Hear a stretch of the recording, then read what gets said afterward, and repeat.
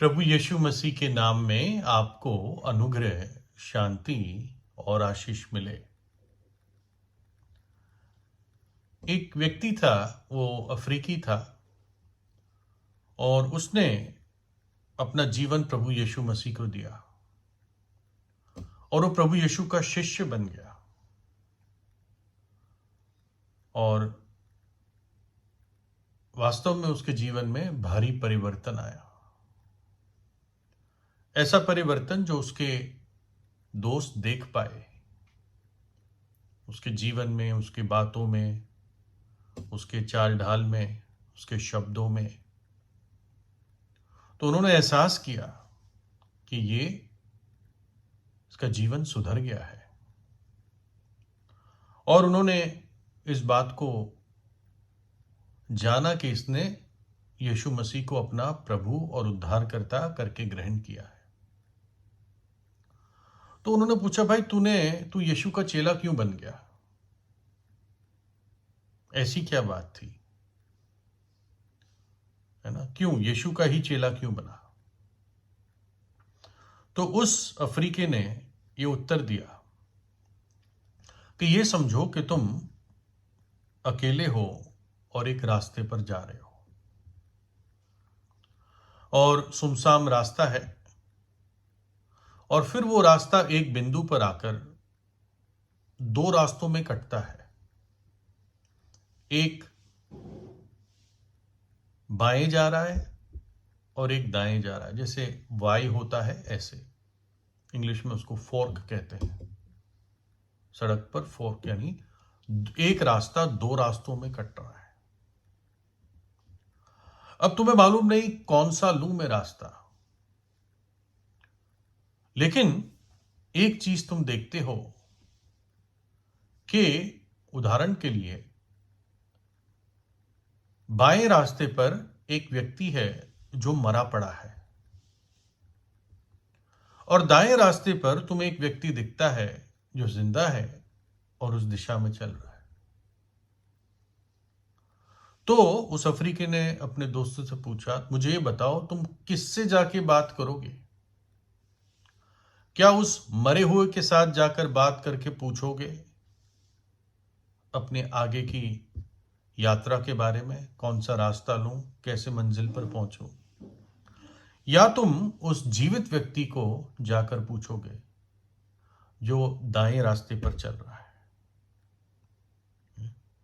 और उसके सवाल में ही जवाब था कि मृतक कैसे जवाब दे पाएगा, मृतक कैसे सहायता कर पाएगा, लेकिन जो जिंदा है, जो जीवित है, ना वो सवाल का उत्तर दे पाएगा लेकिन सहायता भी कर पाएगा। और हर एक व्यक्ति के जीवन में, जो सुन रहे हैं अभी, उनके भी जीवन में ये बिंदु आता है। प्रभु यीशु मसीह के बारे में तुम क्या करोगे, ये सवाल आता है।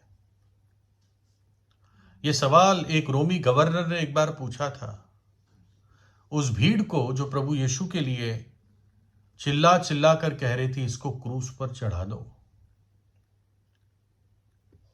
उसका मृत्यु दंड मांग रही थी वो भीड़, लेकिन गवर्नर जानता था कि निर्दोष है, यीशु निर्दोष है। इसलिए वो पूछता है, मैं इस यीशु के साथ क्या करूं? मैं इस यीशु के साथ क्या करूं? और ये सवाल सब पूरी मनुष्य जाति पर आता है कि तुम यीशु के साथ क्या करोगे? उसको अपनाओगे या उसका इनकार करोगे? परमेश्वर के प्रेम को ग्रहण करोगे या उसको दरवाजे के बाहर निकाल दोगे कि हमें नहीं चाहिए? जो बायां रास्ता था उस पे मौत के सिवा कुछ नहीं था।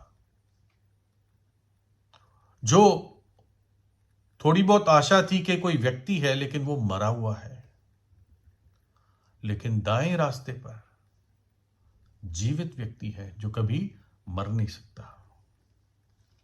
प्रभु यीशु मसीह ने कलवरी के क्रूस पर अपना प्राण दिया हमारे पापों को अपनी देह पर उठा लिया।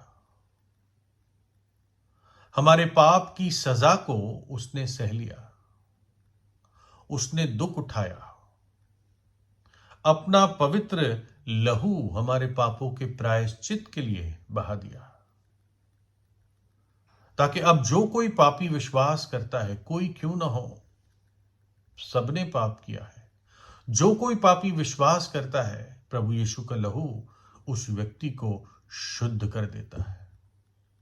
एक दिन था 24 सितंबर 1986, जब मैंने अपने पापों से पश्चाताप किया और प्रभु यीशु पे विश्वास किया। उस दिन मेरे पाप क्षमा हुए और यीशु के लहू ने मुझे सब पापों से शुद्ध किया।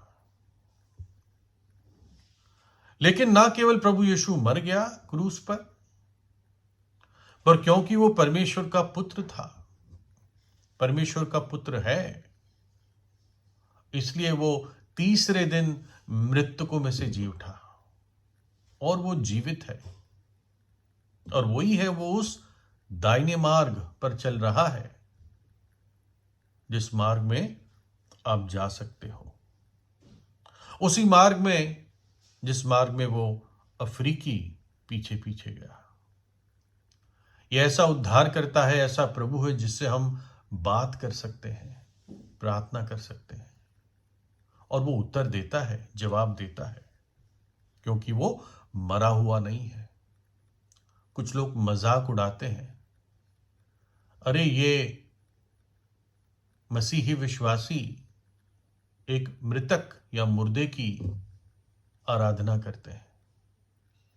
वो भूल जाते हैं कि जगत के पापों की सजा मृत्यु थी। उस मृत्यु को परमेश्वर के पुत्र ने अपने ऊपर उठाया, और क्योंकि वो परमेश्वर था और मर नहीं सकता, लेकिन हमारी सजा को अपने ऊपर लेने के लिए वो मरा, लेकिन फिर तीसरे दिन मृतकों में से जी उठा। बाइबल कहती है पापों की मजदूरी मृत्यु है, परंतु परमेश्वर का वरदान हमारे प्रभु यीशु मसीह में अनंत जीवन है। नीति वचन 16:25 में लिखा है, ऐसा भी मार्ग है जो एक मनुष्य को ठीक दिखता है, परंतु उसके आखिर में, उसके अंत में मृत्यु है, मृत्यु के मार्ग है। मत्ती 7 में प्रभु यीशु मसीह दो मार्गों की परिभाषा करता है। एक तो है चौड़ा मार्ग, जिसका फाटक भी चौड़ा है, आराम से व्यक्ति जा सकता है। और प्रभु यीशु ने कहा, चौड़ा है वो मार्ग जो विनाश को जाता है, और बहुतेरे हैं जो उस पर पाए जाएंगे। पर जो दाहिना मार्ग है वो सकरा मार्ग है, उसका फाटक सकेत है, उसमें प्रवेश करना आसान नहीं है। पश्चाताप के साथ झुककर, घुटनों पर आकर एक पापी प्रवेश करता है, क्योंकि सकेत है वो फाटक और सकरा है वो मार्ग जो अनंत जीवन को पहुंचाता है, और थोड़े ही उस पर पाए जाएंगे। क्योंकि बहुत सारे लोग तो अपने अंधकार से निकलना नहीं चाहते, रोशनी में नहीं आना चाहते, क्योंकि उनके पाप प्रकट हो जाएंगे।